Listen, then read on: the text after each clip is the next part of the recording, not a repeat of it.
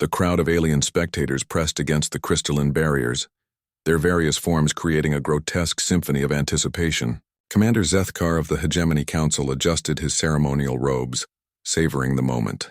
Today would mark another milestone in their entertainment ventures, the first human to face the legendary Drakmor beasts of Cathera Prime.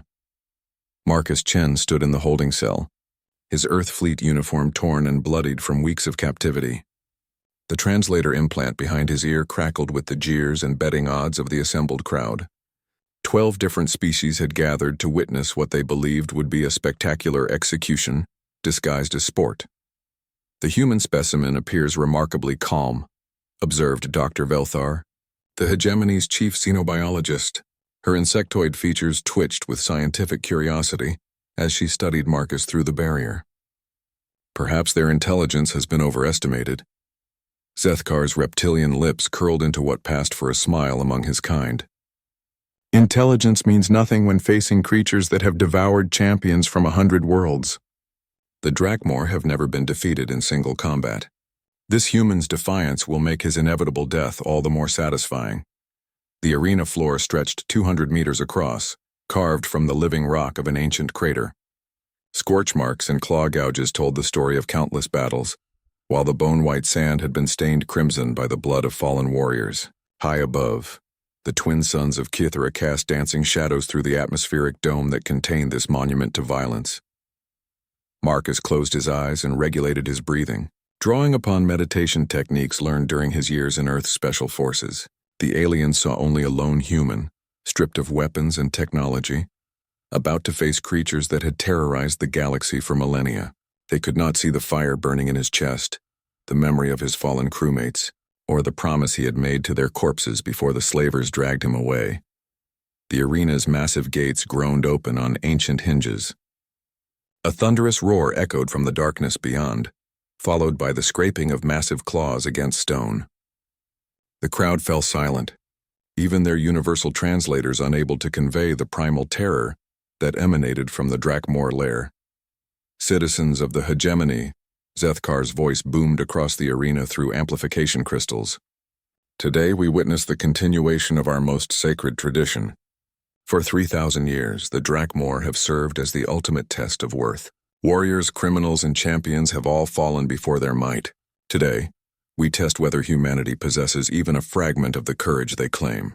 3 distinct roars answered his words, each one deeper and more menacing than the last.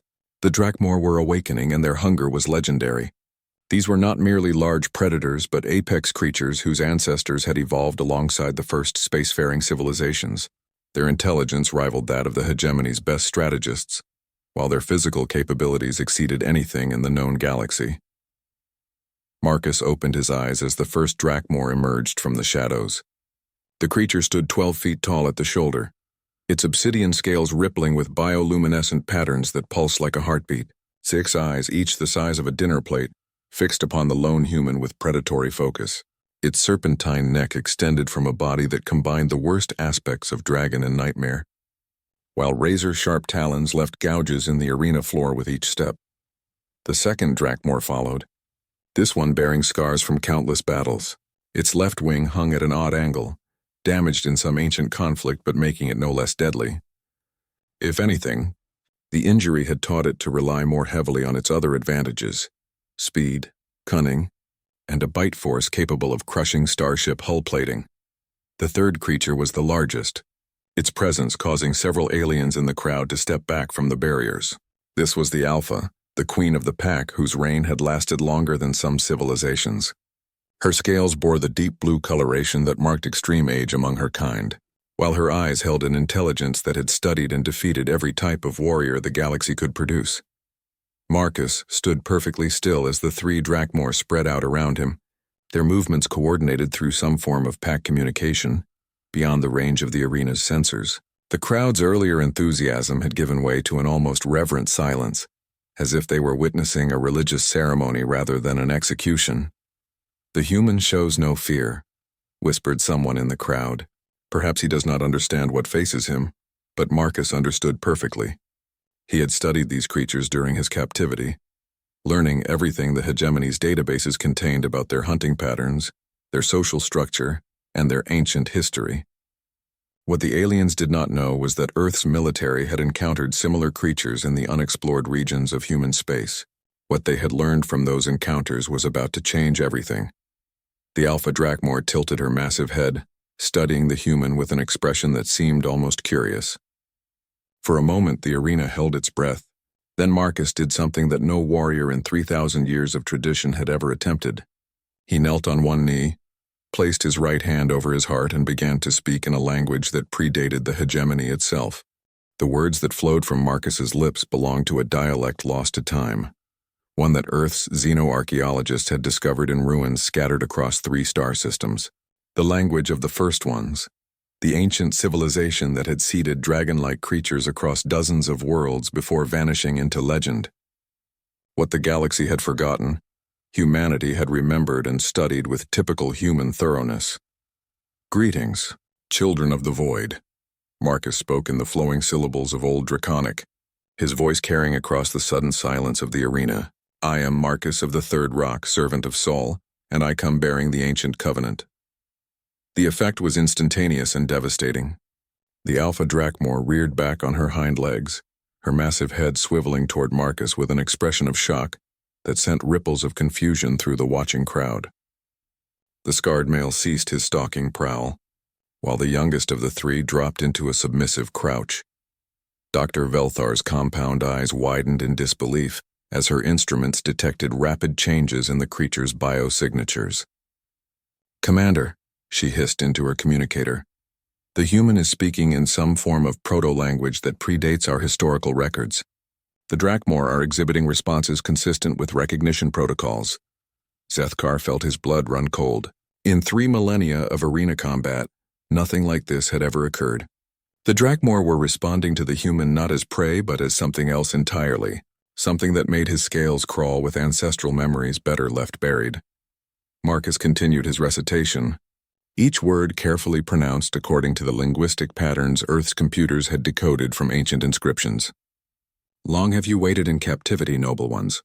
Long have you served those who know not your true nature. But the children of Terra have not forgotten the old ways, nor the promises made beneath distant stars."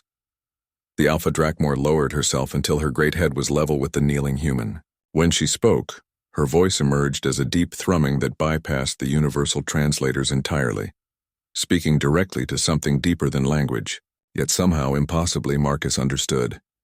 "You speak the old tongue, small one," the Alpha rumbled, her words causing the arena's crystalline barriers to vibrate with harmonic resonance. "But words alone mean nothing. If you truly carry the covenant, show us the mark of binding." Marcus rose to his feet and began to remove his torn uniform shirt. The crowd pressed forward, straining to see what the human was revealing. Across his chest, shoulder to shoulder and down to his sternum, stretched an intricate tattoo that seemed to shift and move in the arena's lighting. The design was no mere decoration, but a living map of stellar coordinates combined with genetic markers that told a story older than recorded history. Each line and symbol had been painstakingly recreated from fragments found in dead cities across human space, assembled by teams of linguists and archaeologists who thought they were studying ancient art rather than a key to galactic power. The 3 Drakmor stared at the marks, their bioluminescent patterns flashing in rapid sequences that resembled some form of complex communication. The youngest of them whimpered, a sound that no creature in the arena had ever heard from a Drakmor before. "The Starwalker's mark," the scarred male whispered in Old Draconic, his voice filled with something approaching awe. "We had thought it lost forever." The Alpha's massive head swung toward the crowd of alien spectators, her 6 eyes now blazing with an intelligence that made several of them step back from the barriers. When she spoke again, her voice carried the weight of ancient authority. "For 3,000 years we have been slaves," she declared, her words somehow reaching every being in the arena despite the lack of translation. "For 3,000 years we have killed and died for the amusement of lesser creatures who know not what we truly are. But the covenant has been renewed, and the time of slavery ends now." Commander Zethkar activated his emergency communicator with trembling claws. "All units to the arena immediately. Initiate Containment Protocol 7. The specimens are—" His words were cut off as the Alpha Drakmor's tail lashed out with impossible speed, striking the arena's primary power coupling. Sparks erupted from the control systems as backup generators struggled to maintain the containment fields. In the sudden semi-darkness, the three creatures' bioluminescent patterns created an almost hypnotic display of moving light.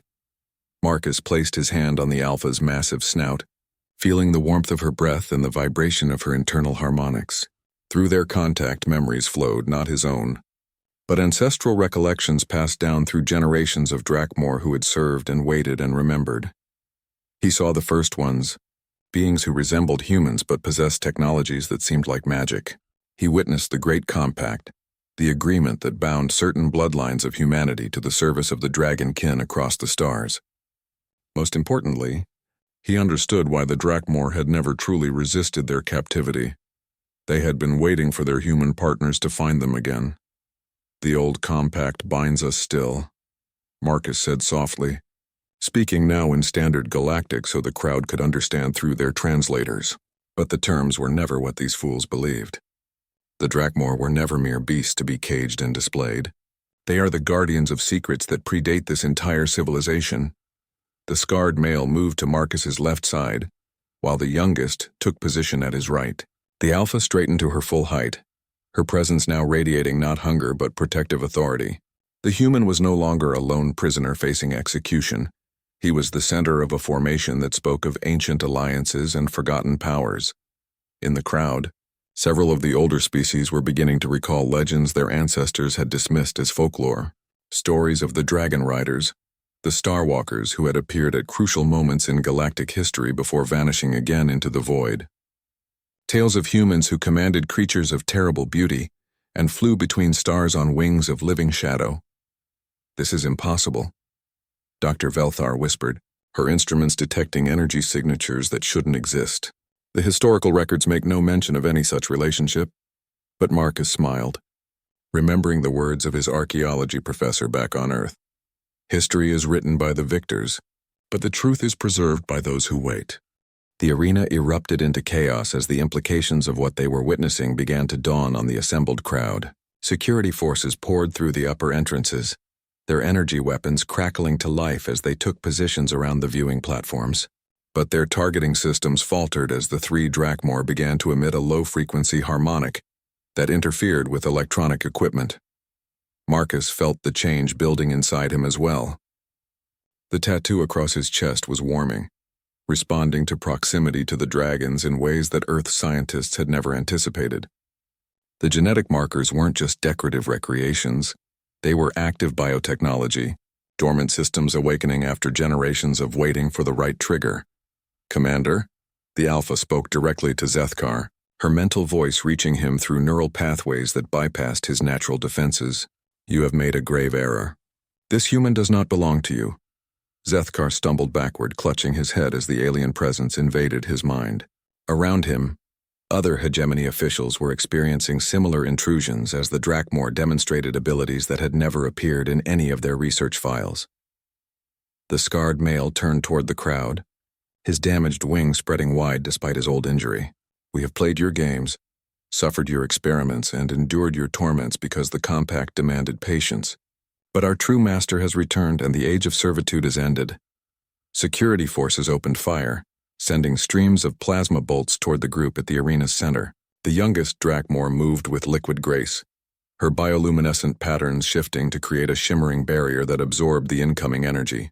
The weapon's fire simply vanished into her scales, converted to harmless light that danced across her hide like aurora. Marcus felt knowledge flooding his mind.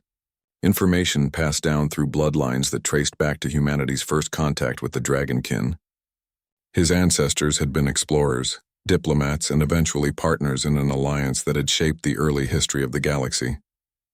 The hegemony had built their civilization on the ruins of that ancient partnership, never understanding what they had destroyed. "The Drakmor were never conquered," Marcus announced, his voice somehow carrying across the arena despite the chaos. "They chose exile rather than serve those who broke the ancient laws. But they never forgot their purpose and they never stopped waiting." The Alpha Drakmor began to glow, her scales shifting through colors that had no names in any modern language. The temperature in the arena rose as something deep within her activated. Systems that had been dormant for millennia, responding to the presence of her human partner. Dr. Velthar's instruments exploded in showers of sparks as energy readings exceeded their maximum capacity. "Commander, we need to evacuate immediately," she screamed over the growing harmonic resonance. "The creatures are generating some form of exotic energy that our technology cannot contain." But it was too late for evacuation. The youngest Drakmor had moved to the arena's main entrance, her presence alone enough to seal the massive doors with a localized gravity field. The scarred male took position at the secondary exit, while the Alpha remained with Marcus at the arena's center, her power building toward some unimaginable crescendo. "You wish to see a spectacle?" The Alpha's voice rang through every mind in the arena. "Behold the awakening of the Starforge." Marcus felt the change complete itself as the tattoo across his chest blazed with inner fire. His consciousness expanded, connecting not just to the 3 Drakmor but to their entire species across the galaxy. Dozens of worlds lit up in his awareness, places where their kind had been imprisoned, enslaved, or hidden away by those who feared their true nature. The arena floor began to crack as forces older than the hegemony itself stirred to life. Beneath the sand and stone lay technology that predated their civilization, systems built by the first ones and maintained by the dragon kin across eons of waiting. The entire structure had never been just an arena. It was a dormant stargate, a hub in a network that spanned the galaxy. Energy cascaded upward from the depths, forming pillars of light that pierced the atmospheric dome above. In space, monitoring stations detected gravitational anomalies as the ancient mechanisms began their startup sequences. What the hegemony had thought was solid planetoid was revealing itself to be something far more significant. Zethkar pulled himself to his feet, his communication implants finally working long enough to reach his superiors. "This is Commander Zethkar requesting immediate orbital bombardment of Kithara Prime. The situation is beyond containment. I repeat, we need planetary sterilization protocols activated now." But the transmission cut out as the youngest Drakmor extended her influence beyond the arena itself. Across the planet's surface, every piece of hegemony technology began to fail as harmonics spread through the planet's crust. Ships in orbit found their engines shutting down, while communication arrays went silent one by one. Marcus understood now why his people had been scattered across the galaxy, why the old alliance had been broken. The partnership between humans and dragons represented something the hegemony could never tolerate, a power structure that placed cooperation above dominion, wisdom above force, and patience above immediate gratification. "Your empire was built on a lie," Marcus told the assembled crowd, his words carrying the weight of rediscovered truth. "You convinced yourselves that you had conquered the dragons, that you were the rightful inheritors of galactic civilization. But you were never anything more than scavengers picking through the ruins of something greater." The scarred male approached one of the fallen security officers, his massive head lowering until he was face to face with the terrified alien. When he spoke, his voice carried gentle sadness rather than anger. "Your ancestors knew the truth," the dragon said softly. "Some of them even tried to preserve the old ways. But fear made them forget, and ambition made them destroyers rather than builders." The energy pillars reaching skyward began to pulse in rhythm, sending signals that would be detected across the galaxy. On distant worlds, other imprisoned Drakmor would feel the call and remember their true nature.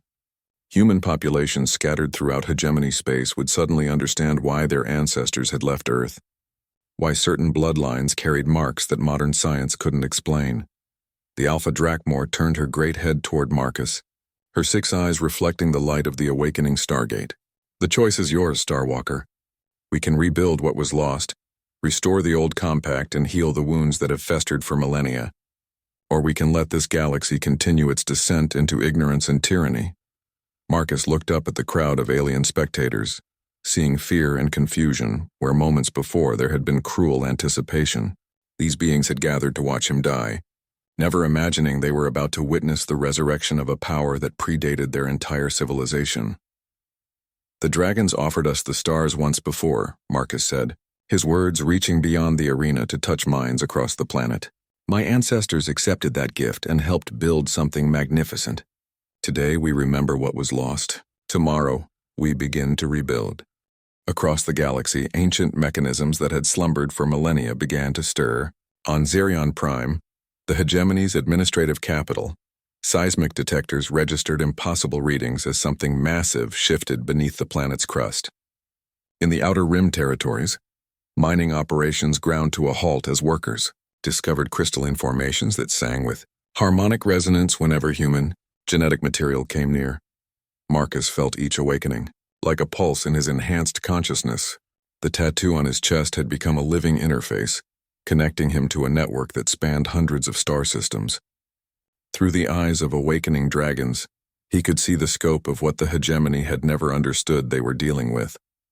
On the prison world of Kethmore, a Drakmor that had been held in solitary confinement for 800 years suddenly raised her head as the call reached her. The guards who had tormented her for centuries discovered that their energy barriers meant nothing when she chose to ignore them. Walls that had held her for 8 centuries crumbled like paper as she spread wings that hadn't tasted freedom since the fall of the last human colonies. "The web connects," the Alpha in the arena announced, her voice now reaching across interstellar distances through mechanisms the hegemony's scientists couldn't begin to comprehend. "Our children remember their purpose." The star roads open once more. Commander Zethkar watched his carefully ordered universe collapse around him as reports flooded in from across hegemony space. Drakmor facilities experiencing containment failures, human populations exhibiting unprecedented coordination, and worst of all, the discovery that nearly 30% of supposedly solid worlds were actually artificial constructs built around ancient technology. "Sir?" Dr. Velthar's voice cracked with strain as she processed incoming data. "We're receiving transmissions from the outer territories. Human settlements that haven't had contact with each other for generations are somehow coordinating their actions. They're calling it the Great Remembering." In the arena, the youngest Drakmor approached one of the fallen spectators, a being from a species that had served the hegemony faithfully for over 1,000 years. She lowered her massive head until she was eye level with the terrified alien. "Your people were not always slaves," she said gently, her words bypassing the creature's translator to speak directly to its consciousness. "Before the hegemony, before the conquest, your ancestors flew between stars on ships of living crystal. Would you remember what was taken from you?" The alien's response was immediate and visceral. Genetic memories buried under centuries of conditioning suddenly surfaced, bringing with them knowledge of technologies and partnerships that predated the current galactic order. Across the arena, similar awakenings were occurring as the dragon's influence spread. Marcus understood that this was the true purpose of the ancient compact. The dragons weren't just humanity's partners, they were the guardians of galactic memory, preserving the knowledge and heritage of dozens of species that had been conquered or absorbed by various empires throughout history. The hegemony was only the latest in a long line of tyrannical civilizations that had tried to impose uniformity on the natural diversity of the galaxy. The scarred male dragon began to hum, a deep thrumming that resonated through the arena's structure and beyond. The sound carried information encoded in harmonics that triggered responses in technology the hegemony had thought was their own invention. Navigation systems aboard their ships began displaying star charts that included routes through dimensions they hadn't known existed. "Your hyperspace technology," the dragon explained, as confused murmurs swept through the crowd, "was reverse-engineered from fragments of our navigation crystals. But you never understood the principles behind it. You copied the form without comprehending the substance." In orbital stations around Kythera Prime, hegemony researchers were discovering that their most advanced computers were actually primitive interfaces to systems they had never built. The planets they had colonized, the space lanes they traveled, even the energy sources that powered their civilization, all were components of an ancient infrastructure they had inherited without understanding. Marcus felt the full weight of responsibility settling on his shoulders as the network's activation continued. Through the Dragon Link, he could sense human populations across dozens of worlds beginning to remember their heritage. But with that memory came the knowledge of what their ancestors had sacrificed to preserve the greater good. The old compact was broken by choice, he said to the assembled crowd, his words carrying across the communication networks that the dragons were rapidly commandeering. When the First Empire arose and demanded submission, humanity chose exile rather than compromise the principles that bound us to our partners. We scattered ourselves across the galaxy, hiding among you, waiting for the moment when the truth could safely emerge. The Alpha Dragon's bioluminescent patterns shifted into configurations that painted moving pictures in the air above the arena. The images showed the true history of galactic civilization, cycles of rise and fall, with each empire believing itself permanent until it collapsed under the weight of its own ambitions. The hegemony is the 7th such empire we have witnessed, she explained as the historical display continued. Each one began with noble goals, promises of peace and prosperity. Each one ended in tyranny and stagnation. This time we choose a different path. Energy coursed through the ancient machinery beneath the arena as the Stargate's activation sequence approached completion. The space above Kythera Prime began to ripple with gravitational distortions as dimensional barriers thinned. Soon, the first of the star roads would open, allowing instantaneous travel between worlds that had been separated for millennia. Commander Zethkar made one final attempt to regain control of the situation. "Security teams, target the human," he ordered through his failing communication systems. "If we can sever the connection between him and the creatures," his words were cut off as the youngest dragon simply looked at him. The force of her attention was enough to shut down every piece of technology he carried, leaving him as helpless as a primitive savage in the face of powers beyond his comprehension. "You still do not understand," she said with something approaching pity. "There is no connection to sever. The human and the dragons are parts of a greater whole, aspects of a partnership that transcends your limited concepts of dominion and servitude." Marcus felt the moment approaching when the network would achieve full activation. Across the galaxy, other Starwalkers were awakening to their heritage while dragons broke free from prisons that had held them for centuries. But with great power came great responsibility, and the choices made in the next few moments would determine the shape of galactic civilization for generations to come. "We offer you the same choice our ancestors offered yours," Marcus announced, his voice reaching every corner of hegemony space through the dragon-controlled communication networks. "Join us willingly and help build something greater than any single species could achieve alone, or continue down the path of domination and discover why every empire before yours eventually fell to the same fundamental flaw." The Stargate beneath the arena floor began to emit a deep harmonic tone that resonated through hyperspace itself, sending ripples across the galaxy that would be felt on every inhabited world. The harmonic pulse from Kythera Prime reached the hegemony capital of Zirion Prime within minutes, carried by quantum entanglement networks that science had yet to discover.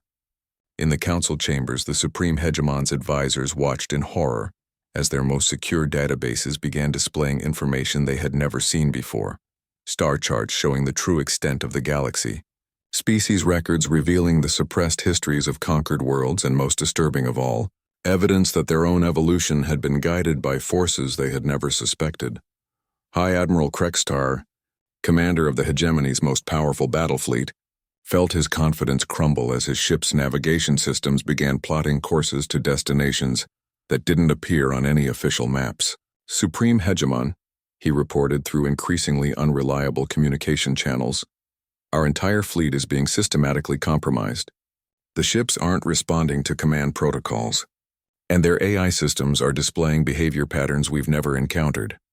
In the arena on Kythera Prime, Marcus watched the reactions of the alien spectators as the full scope of the revelation continued to unfold. Some were experiencing what could only be described as religious awakening as genetic memories surfaced, while others retreated into denial and fear. The younger species, those who had been conquered more recently, showed the greatest capacity for adaptation. "Your people once sailed between stars on vessels grown rather than built," the Alpha Dragon told a delegation of Veltorian merchants who had attended the arena games as entertainment.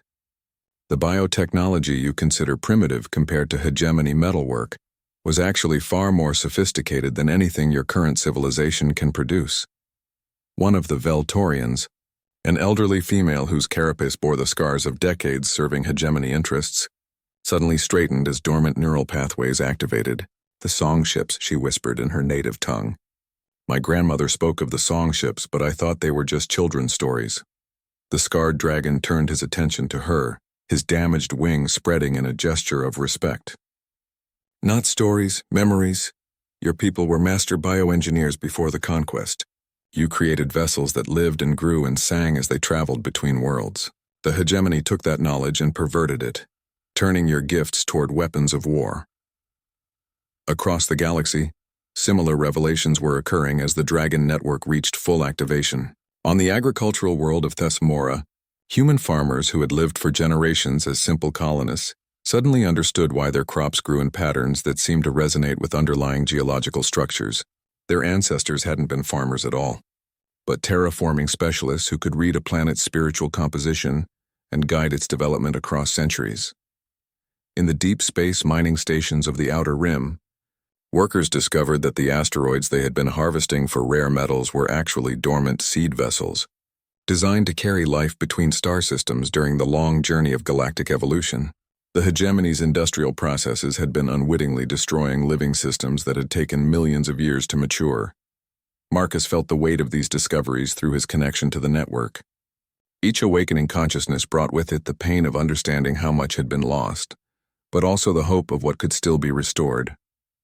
The ancient compact wasn't just about partnership between humans and dragons, it was about healing the wounds that conquest and empire had inflicted on the galaxy itself. The choice before you is simple, he announced to the crowd in the arena, knowing his words were being carried to every corner of hegemony space. You can continue to serve an empire built on lies and theft, or you can help us rebuild the civilization your ancestors knew before fear made them forget their true nature. Commander Zethkar made one final attempt to rally his forces. Citizens of the hegemony, he broadcast on emergency frequencies. What you are witnessing is an elaborate deception designed to undermine our authority. These creatures and their human ally are enemies of galactic peace and prosperity. His words fell flat as evidence, continued to mount that everything the hegemony had taught about galactic history was fundamentally flawed. The dragons weren't savage beasts to be tamed and displayed. They were the living repositories of knowledge that predated hegemony civilization by millions of years. Humans weren't primitive newcomers to be conquered and exploited. They were the inheritors of a tradition that had guided galactic development since the beginning of recorded time. The youngest dragon approached a group of hegemony scientists who had been studying the arena's energy readings. When she spoke, her voice carried gentle patience rather than accusation. Your research was not wrong, she told them. You simply lacked the context to understand what you were observing. The energy patterns you detected, the gravitational anomalies, the quantum resonance effects, all are real. But they are not random phenomena. They are the visible signs of a living system that encompasses the entire galaxy. Dr. Velthar's scientific instruments had long since overloaded, but her mind was still functioning with desperate clarity. A living system? She asked, her voice barely a whisper. The galaxy itself is alive, the dragon replied simply. Not in the way individual organisms are alive, but as a vast ecosystem of consciousness and energy that extends across both space and time. The star roads are its neural pathways, the worlds are its organs, and all sentient species are its thoughts made manifest. The implications of this revelation sent shockwaves through the assembled crowd. If the galaxy was truly a living entity, then the hegemony's industrial civilization was not progress, but a form of systemic disease, disrupting natural processes that had evolved over billions of years. Marcus felt the moment of decision approaching as the stargate beneath the arena floor reached full activation. Soon the first star road would open, connecting Cathara Prime to the network of worlds where other dragons were awakening to their true purpose. The choice facing the galaxy was no longer between different forms of government or competing empires. It was between life and death on a cosmic scale. The ancient compact offers partnership, not conquest, he said, his voice carrying to every being in hegemony space through the dragon-controlled communication networks. We do not ask you to abandon your cultures or surrender your independence. We ask only that you remember what you truly are and help us heal what has been broken. The alpha dragon spread her great wings, their span stretching across half the arena floor. When she spoke, her words seemed to come from the planet itself rather than her throat. The time of choosing has come. Will you continue to serve those who would drain the galaxy's life for their own aggrandizement? Or will you join us in the work of restoration that our ancestors began but could not complete? Above them, the first stars began to appear in the portal that was opening between dimensions, offering a glimpse of worlds where the ancient ways had never been forgotten, and the compact between species remained strong. The portal above Cathara Prime stabilized, revealing a vista that took the breath away from every being in the arena. Beyond the shimmering dimensional gateway lay worlds where crystal cities grew like living coral, where ships sailed through space on wings of pure energy, and where beings of a dozen different species worked together in harmony that the hegemony's rigid hierarchy could never achieve. Through the Dragon Link, Marcus could feel the responses of beings across the galaxy as they witnessed this glimpse of what civilization could become. On some worlds, entire populations were laying down their weapons and walking away from hegemony installations. On others, ancient bloodlines that had hidden for generations were emerging from concealment, revealing technologies and knowledge that put the Empire's greatest achievements to shame. "Behold the worlds of the renewed compact," the Alpha Dragon announced, her mental voice reaching across interstellar distances. "Here the old ways never died. Here species work together not through dominion but through understanding. Here the galaxy's life flows freely through channels that have never been blocked by fear or greed." In the hegemony capital, Supreme Hegemon Varthek watched his empire crumble in real time. Military units were deserting en masse as soldiers discovered their genetic heritage and remembered ancestries that predated their service to the state. Economic systems were collapsing as workers abandoned industrial processes that they now understood were actively harmful to planetary ecosystems. "Sir," his chief military advisor reported with barely concealed panic, "we're receiving surrender offers from 70% of our outer rim territories. The humans in those regions are somehow coordinating with local populations to establish what they're calling restoration councils. They're not declaring independence, they're claiming they were never truly part of our empire to begin with." The truth was even more devastating than rebellion. As the Dragon Network reached full activation, it became clear that the hegemony had never actually controlled the territories it claimed to rule. The real power structures had always operated beneath the surface, maintained by bloodlines and partnerships that traced back to the original compact. The Empire's apparent authority had been tolerated only as long as it didn't interfere with deeper purposes. In the arena, the youngest dragon was healing injured spectators with techniques that made hegemony medical technology look primitive by comparison. Her touch didn't just repair damaged tissue, it activated dormant genetic sequences, awakening abilities that had been suppressed for generations. "Your pain comes from disconnection," she explained to a wounded security officer whose energy weapon had exploded during the network activation. "For centuries, your people have been taught to see yourselves as separate from the galaxy around you. But separation is an illusion. When you remember your true relationship with the living cosmos, the healing comes naturally." The scarred dragon had taken position near the arena's main display screens, using his bioelectrical field to override the hegemony's propaganda broadcasts. Instead of the usual messages about order and stability, beings across the empire were seeing documentary evidence of their true histories, archaeological findings that had been suppressed, genetic studies that revealed hidden heritages, and testimonials from elder beings who still remembered the time before conquest. "The hegemony told you that primitive meant inferior." The dragon's voice accompanied images of technologies that operated on principles their science couldn't explain. But what they called primitive was actually sustainable. What they called progress was actually regression from capabilities your ancestors possessed millennia ago. Marcus stepped forward as the portal above them began to pulse with increasing frequency. Through his connection to the network, he could sense that similar gateways were opening on hundreds of worlds, creating a transportation system that would make the hegemony's hyperspace routes obsolete overnight. "The time has come to choose your future," he announced, his words carrying across the galaxy through quantum entanglement networks that operated faster than light. "Those who wish to continue serving the Empire are free to do so, but they will find themselves increasingly alone. Those who choose the path of restoration will find allies and resources beyond their wildest dreams." To demonstrate his point, Marcus gestured toward the portal, and a delegation of beings emerged that represented species the hegemony had thought extinct. Tall, graceful humanoids with crystalline skin walked alongside insectoid creatures whose carapaces glowed with bioluminescent patterns. Floating energy entities accompanied massive reptilian beings that dwarfed even the Drakmor. "We are the Restoration Council," their leader announced, speaking in harmonics that bypassed language entirely to communicate pure meaning. "We represent 47 species that survived the collapse of the last galactic empire, By maintaining the old ways in hidden spaces, we have been waiting for the moment when the network could safely be reactivated. Commander Zethkar watched in despair as his remaining loyal forces were overwhelmed not by violence, but by revelation. Soldiers were removing their weapons and armor, not in surrender but in relief at finally understanding their true purpose. The Empire's most dedicated servants were discovering that their deepest loyalties had always been to something far greater than the hegemony. "Sir," Dr. Velthar approached him with data that confirmed their worst fears. "Analysis of the quantum signatures suggests that this network has been active all along, operating below the threshold of our detection systems. The humans and dragons weren't activating something new. They were simply raising the power levels high enough for us to perceive what was already there. The implications were staggering.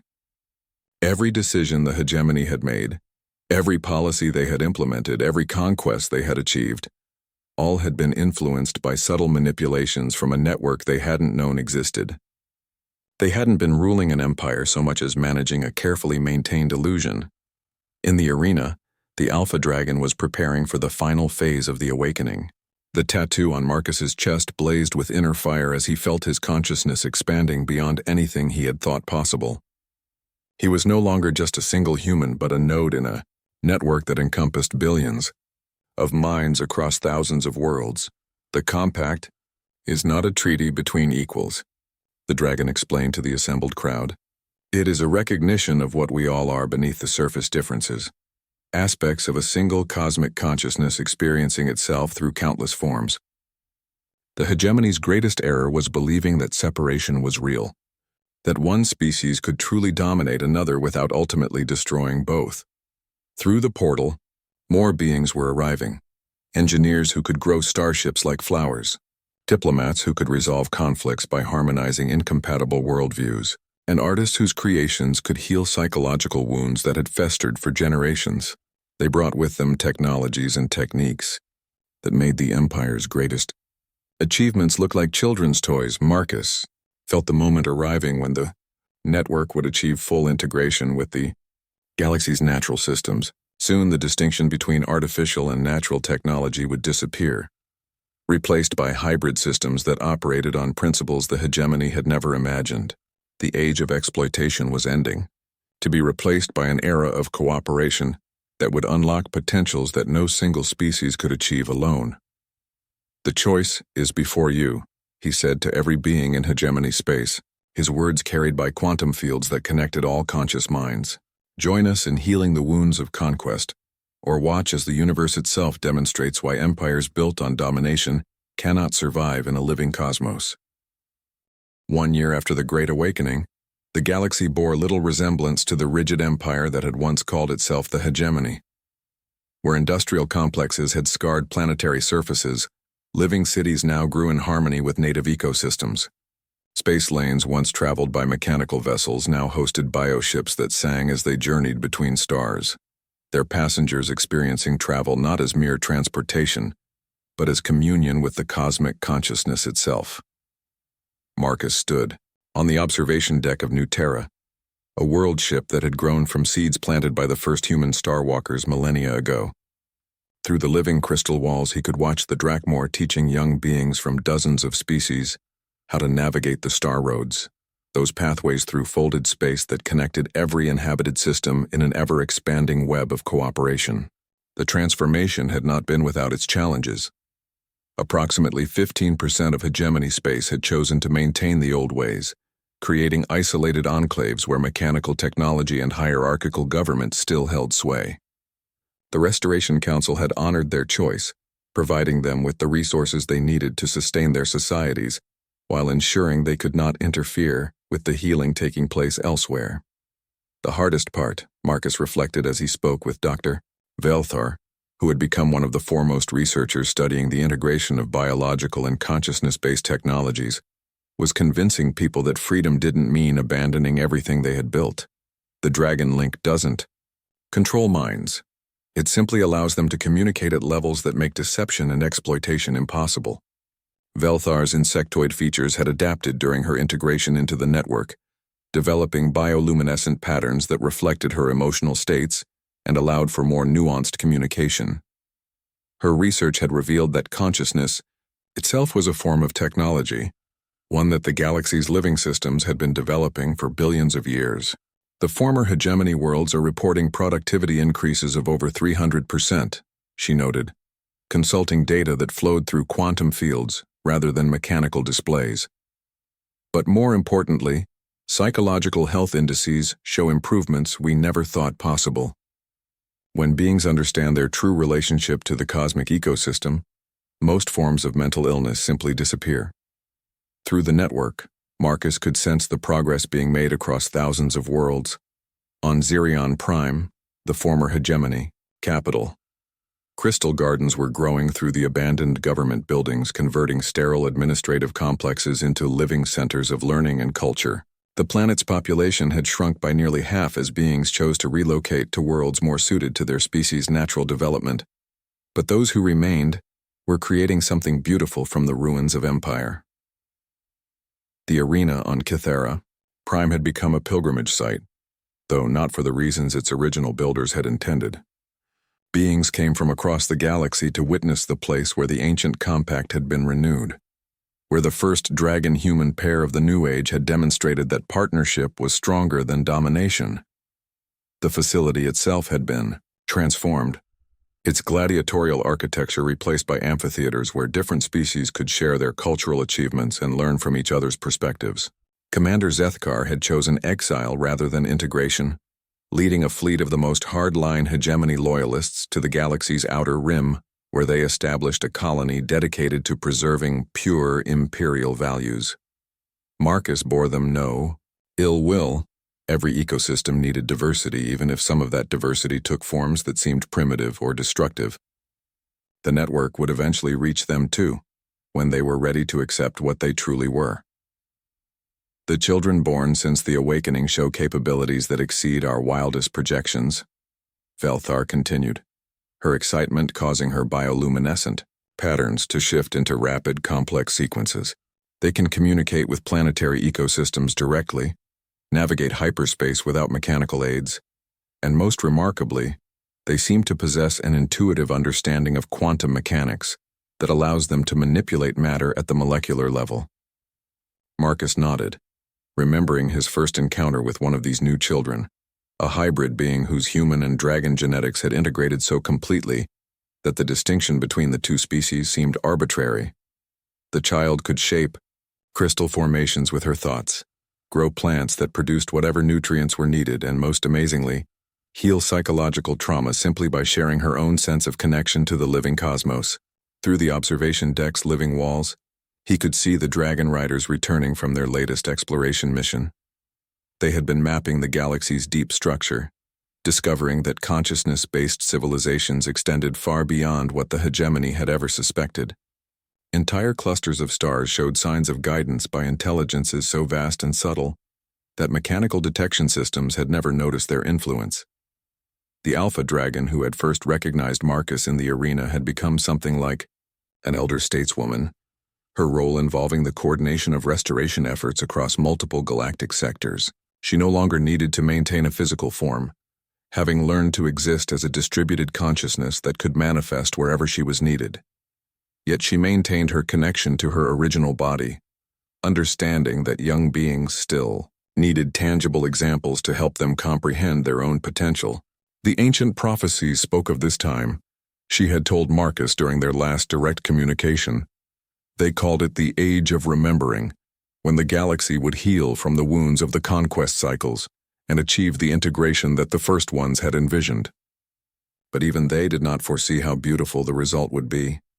The star roads now carried more than just physical travelers. Ideas, emotions, and entire cultural achievements could be shared instantaneously across the network, creating a form of galactic consciousness that preserved individual identity, while enabling unprecedented cooperation. Artists on one world could collaborate with scientists on another, while philosophers and engineers worked together to solve problems that would have been impossible for any single species to address. Marcus felt a familiar presence approaching, and turned to see one of the scarred dragon's offspring, a being whose genetic heritage combined dragon, human, and 3 other species. in a synthesis that represented something genuinely new in galactic history. The young dragon hybrid moved with fluid grace, her crystalline scales reflecting not just light but the emotional resonances of everyone around her. "Elder Marcus," she said, using the title that beings throughout the network had begun applying. "To the original Starwalkers, the Council requests your presence for the next phase of the integration project." Through the network, Marcus could sense what she was referring to. The restoration efforts had been so successful that they were beginning to attract attention from intelligences beyond the galaxy itself, cosmic entities that existed on scales of time and space that dwarfed even the dragon-human partnership. First contact protocols were being developed for communications that might span millions of years and involve consciousness structures that encompassed entire galactic clusters. "The next level," Marcus murmured, feeling both excitement and humility at the prospect. Humanity's journey from a single world to partnership with dragons to membership in a galactic consciousness had been remarkable enough. Now they were preparing to take their place in something even greater, a universe-spanning community of intelligence that viewed galaxies the way individuals viewed cells in their bodies. As he prepared to join the council session, Marcus took one last look at the vista beyond the observation deck. Ships of living light sailed between artificial worlds that sang with the voices of their inhabitants, while massive dragons shepherded entire solar systems through carefully planned migrations that would optimize the galaxy's overall development. It was not the future anyone in the old hegemony could have imagined, but it was the future their descendants deserved. The ancient compact had been about more than partnership between species.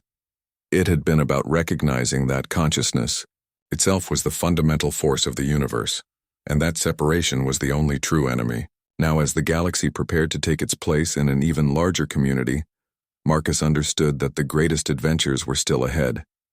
The Dragon Den had become a doorway to infinity, and humanity had finally remembered how to walk through it with their heads held high.